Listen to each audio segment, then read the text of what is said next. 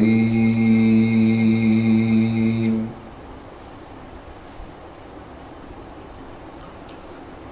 أما بعد فأعوذ بالله من الشيطان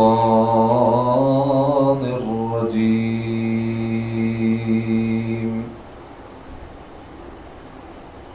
بسم الله الرحمن الرحيم.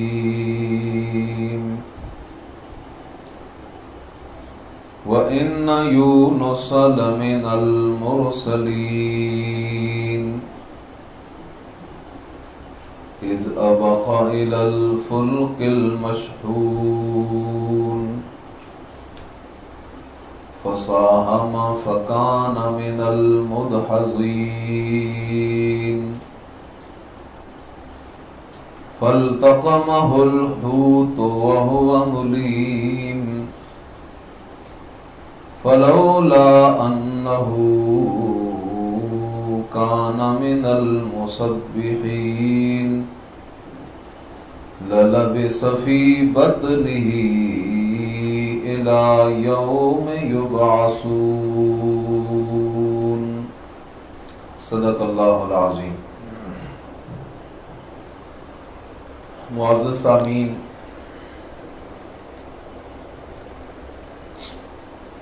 دنیا دار الفنا ہے اور آخرت دار البقا ہے. دنیا فانی ہے اور آخرت باقی ہے. دنیا مٹنے والی ہے اور آخرت رہنے والی ہے.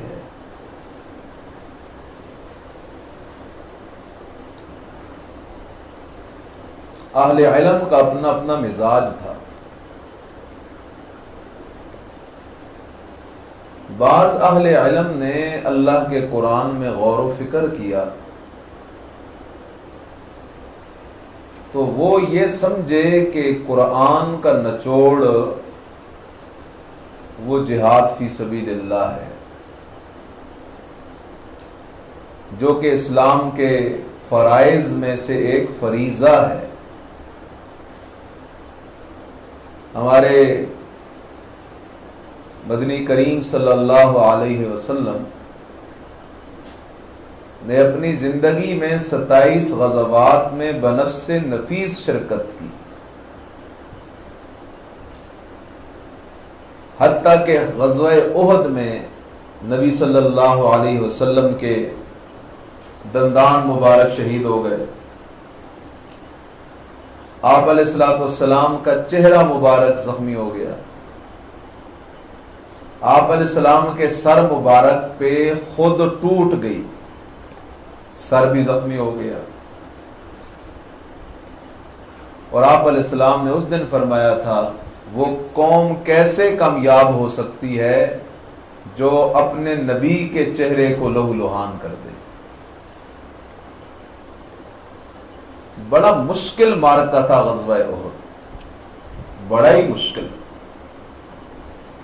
اور یہ وہ معرکہ تھا کہ صحابہ نے اس دن قربانی کی وہ مثالیں قائم کی، یہ آسمان بھی حیران اور پریشان ہو گیا. نبی علیہ السلام کے ایک صحابی ہیں حضرت ابو دجانہ رضی اللہ تعالی عنہ، انہوں نے 70 کے لگ بھگ تیر اپنے سینے پہ لے لیے کہ نبی علیہ السلام کو تیر نہ لگے. ایک اور صحابی ہیں، انہوں نے سارے تیر اپنے ہاتھ پہ لے لیے. وہ تیر ہاتھ کو کاٹتا جا رہا ہے لیکن وہ صحابی سارے تیر اپنے ہاتھ پہ لے رہا ہے، کھڑا ہے نبی علیہ السلام کے سامنے اور اس کا ہاتھ شل ہو گیا. اور یہ وہ دن ہے کہ جس دن نبی کریم صلی اللہ علیہ وسلم نے حضرت سعد بن ابی وقاص رضی اللہ تعالی عنہ کو فرمایا تھا فدا کا ابی و امی، اے سعد تجھ پہ میں محمد صلی اللہ علیہ وسلم کے ماں باپ قربان ہوں. اس لیے کہ حضرت سعد رضی اللہ تعالیٰ عنہ فرماتے ہیں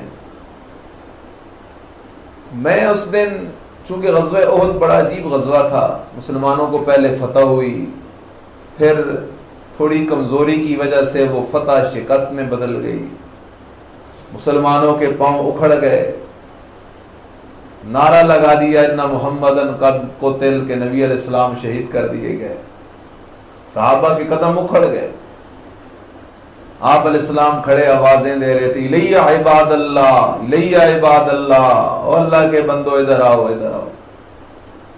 یہ وہ دن ہے۔ بہرحال حضرت سعد بن ابی وقاص رضی اللہ تعالیٰ عنہ فرماتے ہیں کہ میں بھی زخموں سے چور تھا، اور میں میدان جنگ سے ذرا کونے میں چلا گیا کہ جان بچ گئی تو فبہا، نہیں تو شہید کر دیا جاؤں گا۔ لیکن جب اچانک میری نظر پڑی کہ ایک شخص ہے، اس کا چہرہ لہو لہان ہے، میں نے اپنے ایک ساتھی سے پوچھا یہ کون ہے؟ تو اس نے کہا نبی کریم صلی اللہ علیہ وسلم ہے۔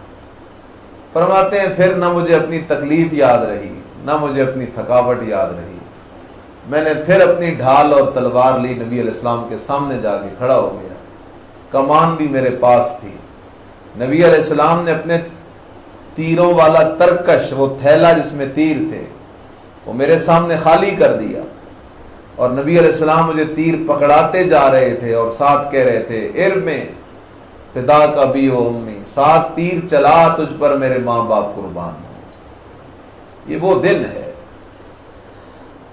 تو اسلام کے فرائض میں سے ایک فریضہ ہے۔ تو عرض کر رہا ہوں میں یہ بات، یہ ایک سلسلہ ہے۔ اسلام کے بنیادی فرائض میں سے ایک فریضہ وہ جہاد فی سبیل اللہ ہے۔ آگے چلو تو اب کامیابی کس چیز میں ہوگی؟ کیسے ہم کامیابی سے ہمکنار ہو سکتے ہیں؟ یہ دنیا جو دار الفنا ہے، اس سے ہم جائیں تو کامیاب ہو کے جائیں، اس کا ذریعہ کیا ہے، اس کا طریقہ کیا ہے؟ تو اس کا ذریعہ اور طریقہ یہ ہے کہ کتاب اللہ اور سنت رسول اللہ صلی اللہ علیہ وسلم، اس کی طرف ہم لوٹ کے آ جائیں۔ جب تک کتاب اللہ اور سنت رسول اللہ صلی اللہ علیہ وسلم کی طرف ہم لوٹ کے نہیں آتے، اس وقت تک کامیابی ناممکن ہے، ممکن ہی نہیں ہے کہ کامیابی مل جائے۔ قرآن مجید کتاب انقلاب ہے، نبی علیہ السلام کی احادیث مبارکہ، احادیث صحیحہ، وہ ہمارے لیے مشعل راہ ہیں، ان کے اندر ہماری رہنمائی ہے اور ہماری کامیابی ہے۔ میں نے جو آیات پڑھی ہیں سورہ صافات کی، ان میں تذکرہ اللہ کے نبی حضرت یونس علیہ السلام کا، اللہ کا عجیب پیغمبر ہے، کئی عرصہ اپنی قوم کو حضرت یونس علیہ السلام تبلیغ کرتے رہے، اور نبیوں کی تبلیغ وہ بالکل مختصر تھی، یہ دعوت تھی، قولوا لا الہ الا اللہ تفلحوا، قولوا لا الہ الا اللہ تفلحوا۔ او میری قوم والو، عقیدہ بنا لو، نظریہ بنا لو۔ کون سا نظریہ؟ عقیدہ نظریہ یہ ہے لا الہ الا اللہ، الہ کوئی نہیں، حاجت روا کوئی نہیں، مشکل کشا کوئی نہیں، داتا کوئی نہیں۔ ہمارے لوگ سمجھ بیٹھے ہیں کہ داتا دربار لاہور میں ہے، لاہور میں تو اللہ کے ایک ولی کی قبر ہے، داتا کا دربار دیکھنا ہے تو وہ مکہ میں ہے۔ داتا کا در ہو، تیرا میرا سر ہو، میرا سر ہو اس کا در ہو، میرا دل ہو اس کا گھر ہو۔ قولوا لا الہ الا اللہ، کہہ دو الہ کوئی نہیں، حاجت روا کوئی نہیں، مشکل کشا کوئی نہیں، داتا دستگیر کوئی نہیں مگر اللہ ہی۔ حضرت یونس علیہ السلام ایک لمبا عرصہ یہ تبلیغ کرتے رہے، قوم والوں نے بات کوئی نہ سنی۔ آخر حضرت یونس علیہ السلام یہ سوچ کر یہ مانتے تو ہے کوئی نہیں، بد دعا ان کے لیے کی اور ہجرت کا ارادہ کر لیا، چلو بستی چھوڑ کے جاتا ہوں۔ حالانکہ اللہ کی طرف سے حکم نہیں تھا بستی چھوڑنے کا، اور نبی ہجرت تب کرتا ہے جب اللہ کی طرف سے اجازت ملتی ہے یا حکم ملتا ہے۔ بخاری شریف میں حضرت ابوبکر صدیق رضی اللہ تعالیٰ عنہ بار بار نبی علیہ السلام کے پاس آتے، یا رسول اللہ صلی اللہ علیہ وسلم، مکہ میں تکلیفیں بہت زیادہ ہو گئی ہیں، اس لیے مجھے اجازت دیجیے میں ہجرت کر جاؤں۔ آپ علیہ السلام فرماتے، او ابو بکر صدیق صبر کر، ٹھہر جا۔ فرمایا، یا رسول اللہ صلی اللہ علیہ وسلم، کیا آپ کو امید ہے کہ آپ کو بھی ہجرت کی اجازت مل جائے گی؟ فرمایا، جی مجھے بھی امید ہے۔ پھر وہ دن آ گیا۔ حضرت عائشہ رضی اللہ تعالیٰ عنہ فرماتی ہیں، دوپہر کا وقت ہے، زور کا وقت ہے، دروازے پہ آمنہ کے لال صلی اللہ علیہ وسلم آ گئے۔ فرمایا، ابو بکر باہر آ، آپ باہر تشریف لائے۔ فرمایا، مجھے ہجرت کی اجازت مل گئی ہے۔ حضرت ابوبکر صدیق رضی اللہ تعالیٰ عنہ نے فرمایا، اللہ کے نبی، میں نے سفر ہجرت کے لیے 2 اونٹنیاں پہلے سے تیار کی ہوئی ہیں، پالی ہوئی ہیں۔ تو حضرت یونس علیہ السلام اپنے اجتہاد سے، اپنی سوچ اور فکر سے اللہ کے حکم کے بغیر بستی چھوڑ کے نکل گئے۔ چلے دریا کے کنارے پہنچے، دیکھا کشتی تیار ہے، کشتی روانہ ہونے والی ہے، مسافروں سے بھری پڑی ہے۔ کشتی والوں نے دیکھا نبی آ رہا ہے، حضرت یونس علیہ السلام، چلو ٹھہر جاؤ، انہیں بھی ساتھ لے جاتے ہیں۔ حضرت یونس علیہ السلام کشتی میں سوار ہو گئے، اور قرآن مجید نے یہ سبق سکھایا ہے کہ جب بھی کسی سواری پہ سوار ہو وہ تو پڑھا کرو، سبحان الذی سخر لنا ھذا وما كنا له مقرنین وإنا إلى ربنا لمنقلبون۔ سبحان الذی، پاک ہے وہ اللہ، سخر لنا ھذا، جس نے اس سواری کو میرے کنٹرول میں دے دیا، اس کشتی کو، اس جہاز کو، اس گھوڑے کو، اس گاڑی کو، اس موٹر سائیکل کو، اس سائیکل کو، اس اللہ نے میرے کنٹرول میں دے دیا ہے۔ سخر لنا ھذا وما كنا له مقرنین، وگرنہ ہماری کیا طاقت، ہم اسے کنٹرول کرتے۔ وَإِنَّا إِلَىٰ رَبِّنَا لَمُنْقَلِبُونَ، اور بے شک ہم ایک دن اپنے رب کے پاس لوٹ کے جانے والے ہیں۔ اللہ اکبر۔ خیال کیجئے گا، سواری چلتی بھی ہے، اللہ کے حکم سے رکتی بھی ہے، اللہ کے حکم سے بچتی بھی ہے، اللہ کے حکم سے ڈوبتی بھی ہے، اللہ کے حکم سے نفع بھی ہے، اللہ کے حکم سے نقصان بھی ہے، اللہ کے حکم سے پیروں کی تصویریں لٹکانے سے کچھ نہیں ہوتا، سیال لجپال لکھنے سے کچھ نہیں ہوتا، تعویذ باندھنے سے کچھ نہیں ہوتا، گاڑی کے آگے پیچھے کالے اور سرخ کپڑے لٹکانے سے کچھ نہیں ہوتا۔ اس لیے اللہ نے حضرت نوح علیہ السلام کو حکم کیا تھا، جب نوح علیہ السلام کشتی میں بیٹھنے لگے، فرمایا میرے نبی کشتی میں تو بیٹھ رہا ہے لیکن کشتی چلے گی بھی تو میرے نام سے، رکے گی بھی تو میرے نام سے، اس لیے میرے نبی پڑھنا بسم اللہ مجرہا ومرساہا ان ربی لغفور الرحیم۔ اللہ ہی کے نام سے لوگوں یہ کشتی چلتی بھی ہے، اللہ ہی کے نام سے لوگوں یہ کشتی رکتی بھی ہے۔ میں نبی اللہ کا نوح پیغمبر کشتی میں سوار ہوں لیکن مرضی میری نہیں چلتی، مرضی صرف میرے رب کی چلتی ہے۔ یہی حال ہے۔ حضرت یونس علیہ السلام بھی کشتی میں سوار ہو گئے۔ قرآن کیا کہتا ہے؟ وَإِنَّ يُونُسَ لَمِنَ الْمُرْسَلِينَ۔ اور لوگوں میں تمہیں جس کا واقعہ اور قصہ سنانے لگا ہوں وہ میرے رسولوں میں سے ایک رسول ہے۔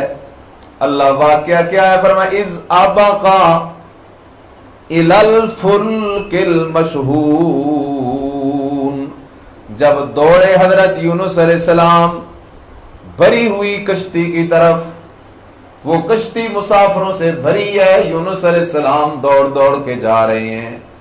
اللہ اکبر، یونس علیہ السلام کشتی میں سوار ہو گئے، کشتی چل پڑی، چلتے چلتے چلتے کشتی نے کچھ سفر طے کیا تھا کہ دریا میں طوفان آ گیا، طوفان آ گیا، کشتی ڈوبنے لگی ہے، کشتی ہچکولے لے رہی ہے، کشتی مصیبت کے اندر، اس مشکل کے اندر کشتی اور کشتی والے گرفتار ہو گئے ہیں۔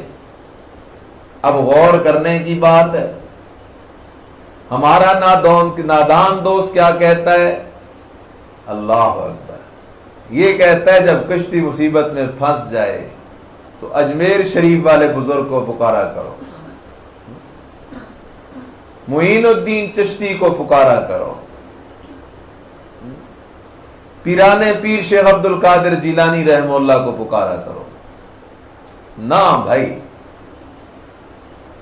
قربان جاؤں حضرت شیخ عبد القادر جیلانی رحمہ اللہ کی عظمت پہ، معین الدین چشتی کی عزت پہ، لیکن خیال کرو میں جس ہستی کی بات کر رہا ہوں وہ اللہ کا نبی ہے۔ کہاں نبی اور کہاں ولی؟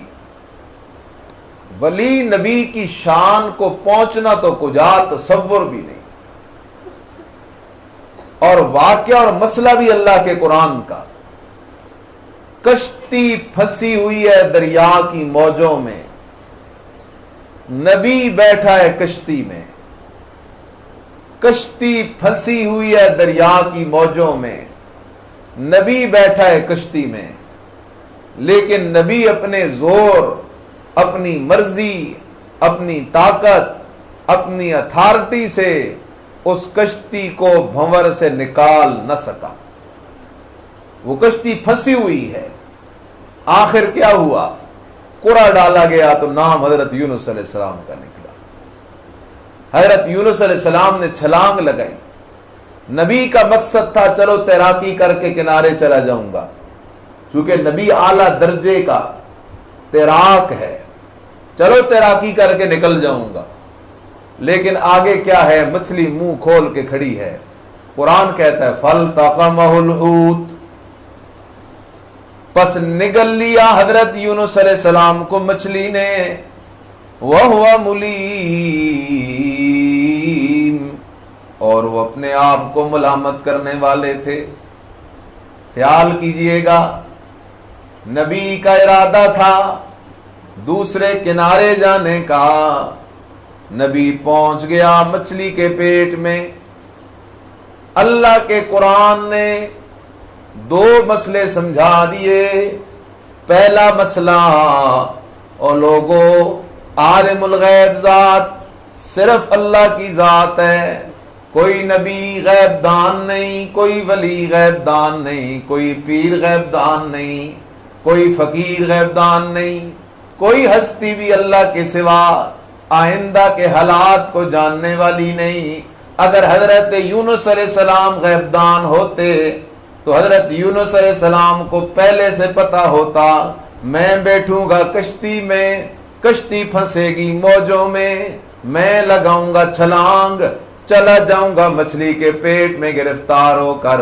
حضرت یونس علیہ السلام کو اگر آئندہ کے حالات کی خبر ہوتی، حضرت یونس علیہ السلام نہ بستی سے روانہ ہوتے، نہ کشتی میں سوار ہوتے، نہ کشتی سے چھلانگ لگاتے۔ حضرت یونس علیہ السلام کا بستی سے روانہ ہونا اس بات کی دلیل ہے یونس علیہ السلام اللہ کے پیغمبر تو ضرور ہیں، لیکن غیب دان کوئی نہیں، آئندہ کے حالات کو جاننے والے کوئی نہیں۔ حضرت یونس علیہ السلام کا کشتی میں سوار ہونا اس بات کی دلیل ہے حضرت یونس علیہ السلام اللہ کے پیارے ضرور ہیں، تھوڑے بھی نہیں، بہت پیارے، لیکن غیب دان کوئی نہیں۔ اگر غیب دان ہوتے تو کشتی میں سوار نہ ہوتے۔ حضرت یونس علیہ السلام کا کشتی سے چھلانگ لگانا اس بات کی دلیل ہے حضرت یونس علیہ السلام آئندہ کے حالات کو جاننے والے کوئی نہیں۔ اگر پتا ہوتا ادھر میں چھلانگ لگاؤں گا تو ادھر مچھلی مجھے اپنے پیٹ میں گرفتار کر لے گی، تو حضرت یونس علیہ السلام اللہ کا پیغمبر چھلانگ کبھی بھی نہ لگاتا۔ اس لیے قرآن کا مسئلہ یاد کر لو، قُلْ لَا يَعْلَمُ مَنْ فِي السَّمَاوَاتِ وَالْأَرْضِ الْغَيْبَ إِلَّا اللَّهُ۔ لوگو نبی اللہ کے پیارے ہیں، بہت پیارے، ولی اللہ کے پیارے، بہت پیارے، لیکن لا يعلم من فی السماوات والارض الغیب الا اللہ۔ آسمانوں والے بھی غیب نہیں جانتے، زمینوں والے بھی غیب نہیں جانتے۔ غیب دان ذات ہے تو صرف اللہ ہی کی ذات ہے، اس کے سوا کوئی نہیں ہے۔ اب یہ قرآن کا مسئلہ ہے۔ قرآن کہتا ہے فَإِذَا رَكِبُوا فِي الْفُلْكِ، سورہ عنکبوت، دعوا اللہ مخلصین لہ الدین۔ اللہ کہتا ہے لوگوں، مکے کے مشرکوں کی عادت یہ تھے تو مشرک، تھے تو کافر، لیکن اذا رکبوا فی الفلک، وہ بھی جب کشتیوں میں سوار ہوتے اور کشتی کسی بھنور میں پھنس جاتی، مصیبت میں پھنس جاتی، تو مکے کے مشرک بھی دعوا اللہ مخلصین لہ الدین، وہ بھی کشتی کے اندر سے اس مصیبت کی گھڑی میں اللہ ہی کو پکارا کرتے تھے۔ یہ مکے کا مشرک ہے۔ قرآن کہتا ہے مکے کا مشرک جب اس کے مصیبت آتی دریا میں تو اللہ ہی کو پکارتا تھا۔ اور فلما نجاہم الی البر، جب اللہ انہیں نجات دے کے خشکی پہ لے آتا، اذا ہم یشرکون، کنارے پہ آ کے پھر شرک کر دیتے، پھر شرک شروع کر دیتے۔ واہ جی واہ، لات نے تو کمال کر دیا، منات نے تو کمال کر دیا، عزا نے تو کمال کر دیا، حبل نے تو کمال کر دیا۔ اذا ہم یشرکون، اللہ اکبر۔ مکے کا مشرک دریا کی موجوں میں اللہ کو پکارتا تھا، اور آج کا یہ فقیر کلمہ گو بد نصیب کہتا ہے نا، اللہ کو نہیں پکارنا، 11ویں والے پیر کو پکارنا ہے۔ کس نے تجھے یہ بات سمجھائی ہے؟ کہانی گڑی ایسی گڑی کہ جس کہانی میں غور کرو تو ہر قدم پہ پکڑا جاتا ہے بندہ کہ یہ گڑی ہوئی ہے، حقیقت پر مبنی نہیں ہے۔ اللہ اکبر۔ نبی علیہ السلام کا صحابی ہے حضرت اکرمہ بن ابی جہل رضی اللہ تعالیٰ عنہ۔ فتح مکہ کا موقع ہے، مسلمان نہیں ہوئے تھے۔ نبی علیہ السلام نے مکہ کو فتح کیا، ابو جہل کا بیٹا اکرمہ بھاگ پڑا مکہ سے، رستے میں دریا آیا، اکرمہ سوار ہوا کشتی میں، کشتی پہنچی دریا کے وسط میں، طوفان آ گیا۔ اب کشتی والے جو تھے، کشتی بان جو تھے، ملا جو تھے، وہ سارے کشتی میں بیٹھ کے آوازیں لگانے لگے، یا اللہ مدد، یا رحمان مدد، یا رحیم مدد، یا کریم مدد، یا غفور مدد۔ اللہ کو پکار رہے ہیں اور بغیر واسطے وسیلے کے پکار رہے ہیں، ڈائریکٹ پکار رہے ہیں۔ قرآن کا یہ انداز ہے، سارا قرآن پڑھو، یہ عجیب بات لوگوں نے بنا رکھی ہے، اللہ بغیر واسطے وسیلے دے سندا نہیں۔ نہ میرے عزیز، اللہ کو دنیا کے بادشاہوں پہ قیاس نہ کیا کر۔ اللہ سب کی سنتا ہے، ہر وقت سنتا ہے، جس زبان میں پکار سنتا ہے۔ اللہ کہتا ہے وَإِذَا سَأَلَكَ عِبَادِي عَنِّي فَإِنِّي قَرِيبٌ اجیب دعوت الداعی اذا دعان۔ اللہ کہتا ہے میرے پیغمبر، اذا سالک عبادی انی، آپ سے میرے بندے میرا پتہ پوچھ رہے ہیں، اللہ ہمارا قریب ہے یا اللہ دور ہے؟ اگر قریب ہے تو پھر بغیر واسطے وسیلوں کے پکارا کریں، اگر قریب ہے تو آہستہ آہستہ پکارا کریں، اگر دور ہے تو پھر سیڑھیاں لگانی پڑیں گی، کوئی ہیلے وسیلے کرنے پڑیں گے۔ اللہ نے فرمایا میرے نبی میرے بندوں کو میرا پتہ بتا دیجئے، انی قریب انی قریب انی قریب انی قریب، او میرے بندو میں اللہ تمہارے قریب ہوں۔ اللہ صرف مولویوں کے قریب؟ فرمایا نانا۔ اللہ صرف عربیوں کے قریب؟ فرمایا نانا۔ اللہ پڑھے لکھوں کے قریب؟ فرمایا نانا۔ اللہ نمازیوں کے قریب؟ فرمایا نانا۔ انی قریب، اللہ کہتا ہے میں اپنے ہر بندے کے قریب ہوں، چاہے نیک ہے یا بد ہے، نمازی ہے بے نمازی ہے، عالم ہے غیر عالم ہے، عربی ہے اجمی ہے، میں اللہ اپنے ہر بندے کے قریب ہوں۔ اجیب دعوت الداعی اذا دعان، مجھ سے مانگنے والا جب بھی مانگتا ہے، اجیبو، میں اللہ اسے کسی وزیر کے حوالے نہیں کرتا، کیونکہ میرا وزیر ہے ہی کوئی نہیں، کسی مشیر کے حوالے نہیں کرتا کیونکہ میرا مشیر ہے ہی کوئی نہیں، کسی سیکٹری کے حوالے نہیں کرتا کیونکہ میرا سیکٹری ہے کوئی نہیں، کسی ملازم کے حوالے نہیں کرتا کیونکہ میرا ملازم ہے کوئی نہیں۔ اجیبو اجیبو اجیبو، میرا جو بندہ بھی مجھے جب پکارتا ہے تو میں اللہ آپ جی جی کر کے اس کی پکاریں سنتا ہوں۔ یہ ہے میرا اللہ۔ اللہ تو کتنا قریب ہے، فرمایا نانو اقرب الیہ من حبل الورید۔ اور لوگو تمہیں کس نے کہا مجھے چھوڑ کے جب درگاہوں کی ٹھوکریں کھا رہے ہوتے ہو؟ اللہ اکبر، جتنی درگاہیں ہیں وہ دور ہیں، میں اللہ تمہارے قریب ہوں۔ اللہ جی اگر میں مجاور بن کے بیٹھ جاؤں کسی درگاہ پہ پھر تو وہ درگاہ قریب ہوگی؟ فرمایا نانا پھر بھی میں قریب ہوں۔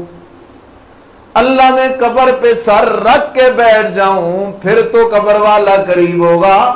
فرمایا نانا پھر بھی میں قریب ہوں۔ اللہ میں قبر کے اندر اتر جاؤں اس نیک ہستی کے پاس بیٹھ جاؤں اللہ پھر تو وہ قریب ہوگا؟ فرمایا نانا پھر بھی میں قریب ہوں۔ اللہ تو کتنے قریب ہے؟ فرمایا نحن اقرب الیہ من حبل الورید۔ او میرا بندہ میں تیری شارگ سے بھی زیادہ تیرے قریب رہتا ہوں۔ تو اپنے دکھ اپنے درد اپنی تکلیفیں دنیا والوں کے ساتھ نہ بانٹا کر، ہر وقت دن ہو یا رات ہو، گرمی ہو یا سردی ہو، دکھ ہو یا سکھ ہو، تنہائی میں بیٹھ کے میں اللہ سے راز و نیاز کیا کر۔ اللہ آ جاؤ لوٹ آؤ ذرا۔ تو اکرمہ بن ابی جہل نے کیا کیا؟ وہ باقی کشتی والے کہنے لگے یا اللہ مدد یا اللہ مدد۔ ابو جہل کا بیٹا اکرمہ وہ کہنے لگا یا لات مدد، یا منات مدد، یا عزا مدد۔ ہاں پکار رہا ہے۔ یہ اس دور کی باتیں نہیں ہیں، آج کل بھی یہی کچھ ہو رہا ہے۔ آج کل بھی بیٹھا ہے خانہ کعبہ میں، بیمار ہو گیا، پاکستان فون کر کے کہتا ہے داتا دربار دو چار دیگیں چڑھاؤ میری طبیعت ٹھیک نہیں ہے۔ بیٹھا ہے رب کے دربار میں لیکن یقین ادھر نہیں، یقین ادھر بنا ہوا ہے۔ شیطان نے پٹی جو ایسی پڑھا لی۔ اس لیے خیال کرو میرے عزیز، بات سمجھ تو صحیح، گہرائی میں جا تو صحیح۔ اکرمہ بن ابی جہل کہتا ہے یا لات مدد، یا منات مدد، یا عزا مدد، یا حبل مدد. باقی کشتی والے کہتے ہیں یا اللہ مدد، یا اللہ مدد، یا اللہ مدد. ابو جہل کا بیٹا اکرمہ کہتا ہے او کشتی والو تمہیں ہو کیا گیا ہے؟ تم بھی تو وہی کر رہے ہو جو دعوت ہے آمنہ کے لال محمد کریم صلی اللہ علیہ وسلم کی. کشتی والے کہتے ہیں ابو جہل کا بیٹا اکرمہ ہماری زندگیاں گزر گئی ہیں دریاؤں کی موجوں میں، دریاؤں کی موجوں میں اللہ کے سوا دعائیں پکاریں سڈ سور سننے والا بھی کوئی نہیں، اللہ کے سوا پانی کی موجوں پر ان لکڑی کے تختوں کو تیرانے والا بھی کوئی نہیں، اللہ کے سوا چلتی کشتیوں کو غرق کرنے والا بھی کوئی نہیں. جو غرق کرنے پہ آئے تو بچا کوئی نہیں سکتا، جو بچانے پہ آئے تو غرق کوئی نہیں کر سکتا. ابو جہل کے بیٹے اکرمہ کو آمنہ کے لال محمد کریم کی دہائیوں سے مسئلہ نہیں سمجھ آیا، دریا کی موجوں نے مسئلہ سمجھا دیا. کہنے لگا اللہ کو مخاطب کر کے کہتا ہے ربا آج جو تو نے مجھے نجات دے دی تو اب میں بھاگنے والا نہیں، واپس لوٹ کے جاؤں گا آمنہ کے لال محمد پاک کے قدموں میں. مجھے آج مسئلہ سمجھ آ گیا ہے جب دریا کی موجوں میں تیرے سوا الہ کوئی نہیں، حاجت روا مشکل کشا کوئی نہیں، تو خشکی پر بھی تیرے سوا کسی کی خدائی نہیں چل سکتی. اس لیے قرآن کہتا ہے لوگو مسئلہ سمجھ لو، کشتیوں کو ڈبونے والی ذات صرف اللہ کی، کنارے لگانے والی ذات صرف اللہ کی. سبحان اللہ. حضرت یونس علیہ السلام بے بس ہو گئے، نبی نے چھلانگ جو لگائی تو بے بس ہو کے لگائی نا، خوشی سے تو نہیں لگائی، مجبور ہو کے لگائی. اس لیے قرآن کا مسئلہ یاد رکھ، مختار کل ذات، مرضی والی ذات،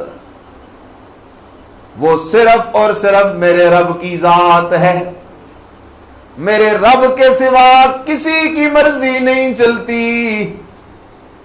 قرآن دیکھ تجھے قرآن سمجھائے گا، مرضی نہ ولی کی چلتی ہے، مرضی نہ نبی کی چلتی ہے، چلتی ہے تو صرف میرے رب کی مرضی چلتی ہے، میرے رب کی مرضی چلتی ہے. قرآن کہتا ہے وما تشاءون الا ان یشاء اللہ. میرے بندو وہ نہیں ہوتا جو تم چاہتے ہو، ہوتا وہ ہے جو تمہارا رب چاہتا ہے. حضرت یونس علیہ السلام مچھلی کے پیٹ میں پہنچ گئے، گرفتار ہو گئے. خیال کرنا گرفتار ہو گئے. جو مشکل کشا ہو وہ گرفتار نہیں ہوتا، جو حاجت روا ہو وہ گرفتار نہیں ہوتا، جو مشکل کشا حاجت روا ہو وہ بیمار نہیں ہوتا، جو مشکل کشا حاجت روا ہو اسے کسی اور سے رو رو کے اولاد مانگنے کی ضرورت نہیں پڑتی، جو مشکل کشا حاجت روا ہو اسے کئی سال رو رو کے اللہ کو منانا نہیں پڑتا، جو مشکل کشا حاجت روا ہو اللہ اکبر اسے آگ میں جانا نہیں پڑتا، جو مشکل کشا حاجت روا ہو اسے 18 سال بیمار رہنا نہیں پڑتا، جو مشکل کشا حاجت روا ہو اسے مکہ سے ہجرت نہیں کرنی پڑتی، جو مشکل کشا حاجت روا ہو اسے غار ثور میں پناہ نہیں لینی پڑتی. اس لیے مسئلہ یاد رکھ، مشکل کشا حاجت روا مختار کل اور مرضیوں والی ذات ہے تو صرف میرے اللہ کی ذات ہے. حضرت یونس علیہ السلام مچھلی کے پیٹ میں گرفتار ہو گئے. رب کا قرآن کیا کہتا ہے؟ اللہ کا قرآن کہتا ہے فلولا انہ کان من المسبحین للبث فی بطنہ الی یوم یبعثون. اللہ کہتا ہے لوگوں اگر مچھلی کے پیٹ سے میرا پیغمبر حضرت یونس مجھے نہ پکارتا، مجھ سے مدد نہ مانگتا، میرے دربار میں دعائیاں نہ دیتا، للبث فی بطنہ इला यौम युबासून, क़यामत की सुबह तक नबी को मछली के पेट में रहना पड़ता। नबी अपनी मर्जी से निकल नहीं सकता, ना मेरी मर्जी के अलावा नबी को वहां से कोई निकालने वाला था। अल्लाह तेरे नबी हजरत यूनुस ने तुझे कैसे पुकारा? कुरान कहता है वज़न्नून, सूरह अंबिया, इज़्ज़हबा मुगाज़िबन फज़न्ना अल्लन नक़दिर अलैहि फनादा फ़िज़्ज़ुलुमाति अल्ला इलाहा इल्ला अंत सुब्हानका इन्नी कुन्तु मिनज़्ज़ालिमीन। अल्लाह कहता है और लोगों याद तो करो ना मेरे मछली वाले पैगंबर को, जब मेरे मछली वाले पैगंबर ने मुझे 3 अंधेरियों के अंदर से पुकारा। फनादा फिज़्ज़ुलुमात, 3 अंधेरियों के अंदर से मेरे नबी ने मुझे पुकारा। मैंने 3 अंधेरियों के अंदर से अपने नबी की पुकार जो सुन ली है। लोगों सुन लो सुन लो सुन लो जरा, मेरे नबी ने मुझे यूं पुकारा, ला इलाहा इल्ला अंता, अल्लाह तेरे सिवा मैं यूनुस के हाल को जानने वाला भी कोई नहीं, तेरे सिवा मेरे हाल को देखने वाला भी कोई नहीं, तेरे सिवा मेरी दुआ को सुनने वाला भी कोई नहीं, तेरे सिवा मुझे यहां से रिहाई देने वाला भी कोई नहीं। इसलिए कि ये मछली बड़ी अजीब है, इस पे मैं यूनुस का आर्डर भी नहीं चलता, ये सिर्फ तेरे आर्डर की पाबंद है, तेरे सिवा किसी के आर्डर की पाबंद नहीं है। सुबहान अल्लाह, अल्लाह ने अपने नबी की पुकार सुन ली और अल्लाह ने मछली को आर्डर दिया, ओ मछली जल्दी कर, मेरे और मेरे नबी का मसला आपस में हल हो गया है, अब जल्दी मेरे नबी को किनारे छोड़ के आ, ख्याल करना मेरे नबी को कोई तकलीफ न हो।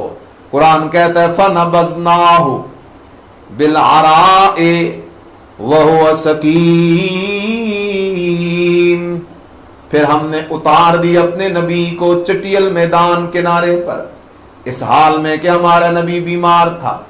कई दिनों में नबी मछली के पेट में, नर्म नाजुक बदन, बीमार पड़ गया अल्लाह के नबी का बदन, नबी किनारे लेट गया, बदन लागर कमजोर है, अब खतरा है, इस बदन पे धूप जो लगे तो नबी के बदन को तकलीफ होगी।